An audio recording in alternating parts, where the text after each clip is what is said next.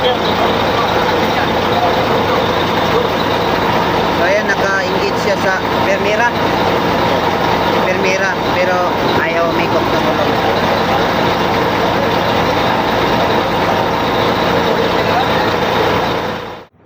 Hello guys, good morning.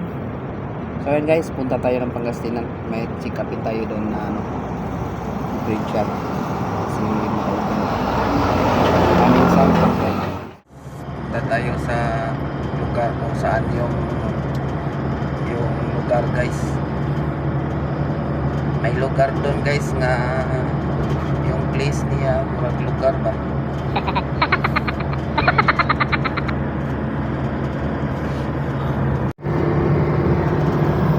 Tingnan nyo guys, Simi Kamingaw kayo ang dalan. So 100 lang yung takbo natin kasi 100 yung ano dito, speed limit.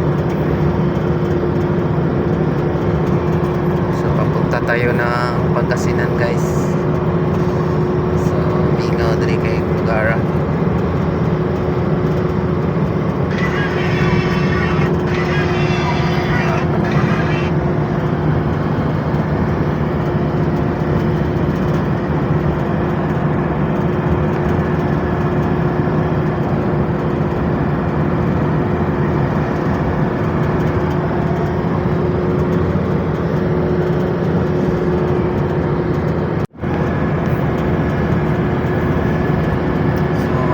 Lang yung takbo kasi may speed limit dito.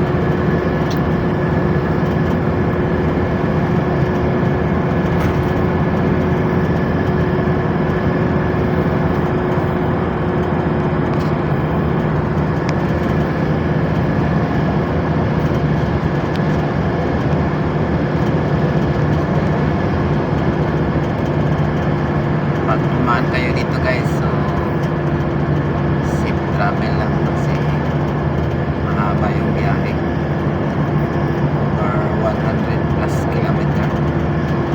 Patungo to, ito yung daan patungong Baguio.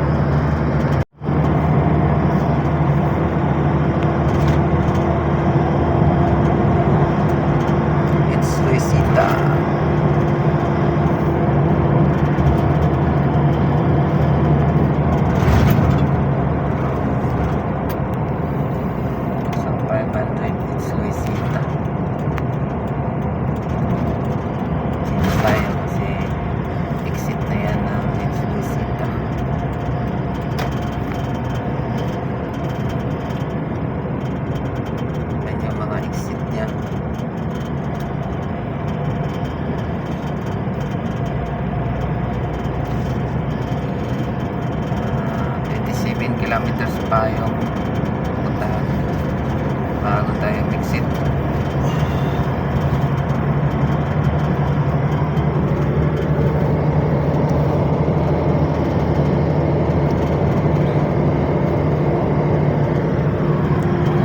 Lawak ng lugar, walang bahay. Pwede kayong bumili dito, gawin yung farm.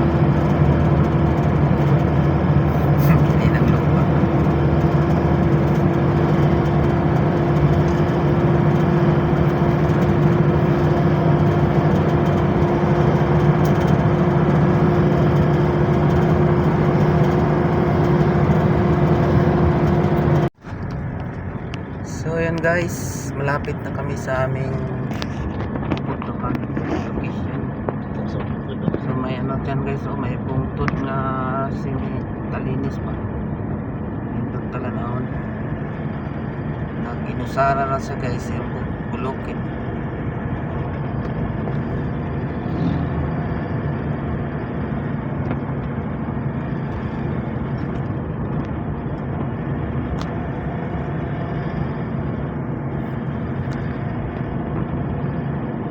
Si Master Chef ang tagiya ng bukid guys, oh.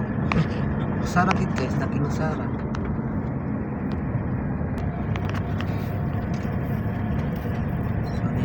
malabugbog. Anong tayo search na? Bakit tayo malabugbog? Siya do. Masara lagi sa bukid do. Kitapok tingnan si Gantay. Nga tagduwa sila kon ba. Tulat-tulat sila. Bato-batuhan to po dito usa. So kasing naay ko na treasure kay duha man ka bukid dito nya diri usa. Na. Natin na treasure hunt ba. Anayahan ko ang araw. Sa bukid. Old Mac.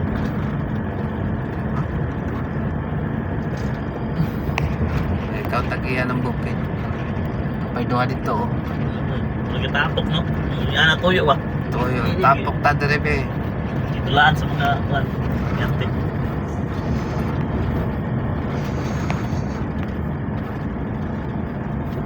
So nay duha ka buk dito. Dire usa. So sa unang panahon.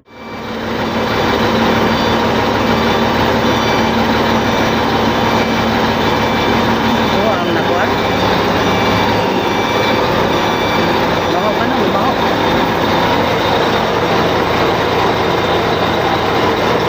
Kapirmi na ni.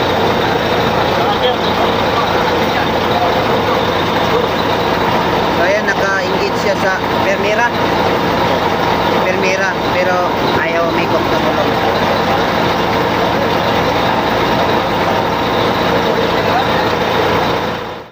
So ayan guys, nandito tayo sa Pangasinan. So yung kasama ko si Jeep, tinanggalan niya yung differential. So now Material mo na sa daw. Nay. So yan, nahugot na namin yung axle. So kita namin yung spline, durog. So nagupok yung kainitang. So tanggalin namin yung differential para makita namin sa loob. Nasira na din yan. So dadalhin namin sa warehouse para palitan ng mga bagong gear. Ayan.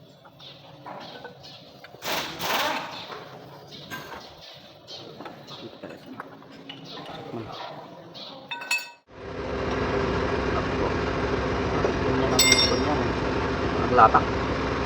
Siguro ano to yung gear ng galing doon sa propeller pinion nasira. Kasi neutral, iikot eh. Oo.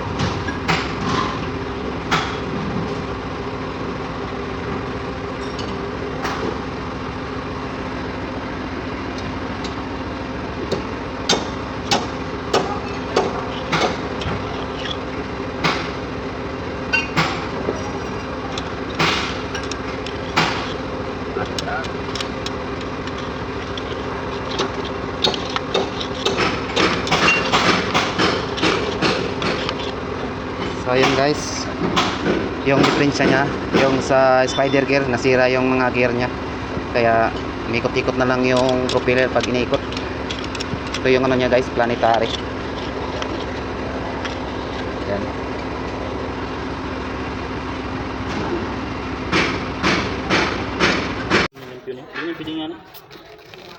So yun guys, ano,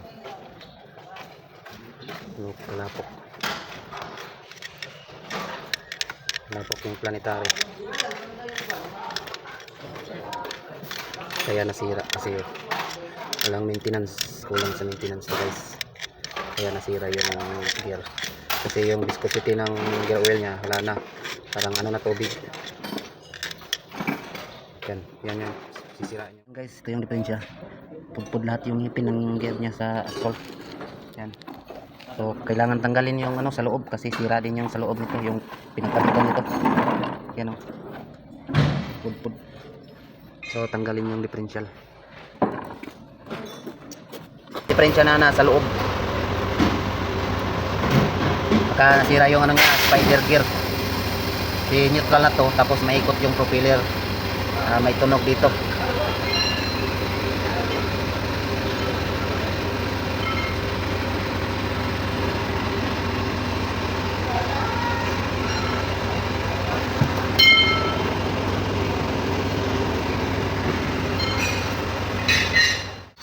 So yan guys, baba na namin yung differential.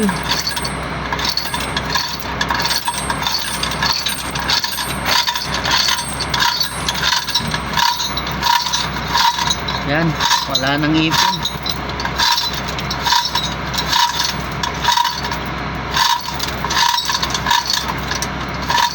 Wala nang ipin sa loob, oh. Yan. Pero kalapok masyado ba?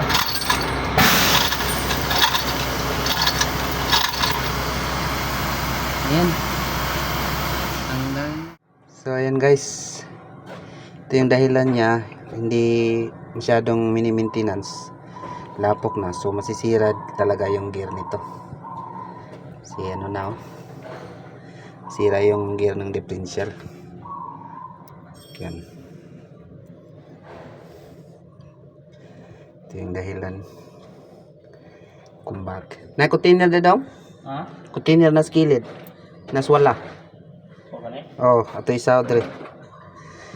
Yan. Ito yung dahilan niya guys. Yan. Malang kinaon tol? Lapok raman. Ha? Napino na ang iyang kinaon ba? Napino. Ayan guys.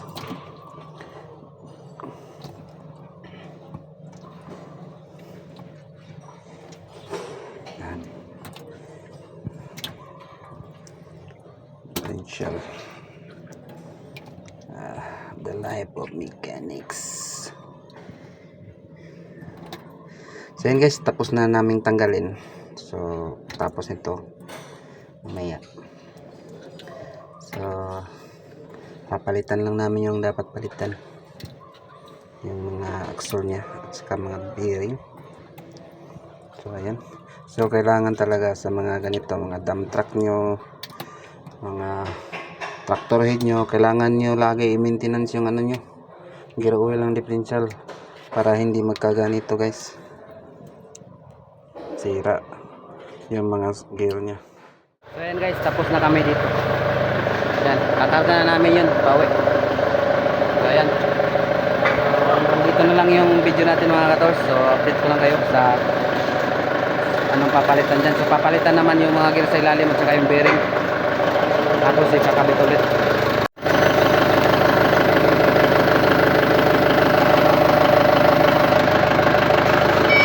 Karga namin guys, kakarga na namin yun.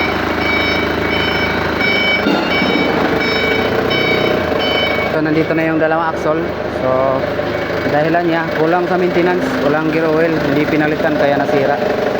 Kasi yung gear oil niya wala na, lusaw na lahat, nagiging putik.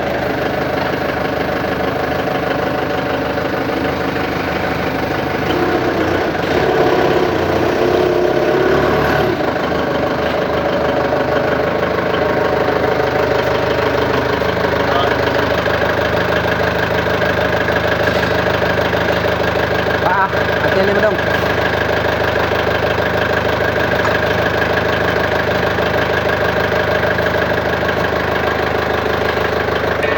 So ayan guys, bye bye guys. So hanggang dito lang mga katos. Bye bye.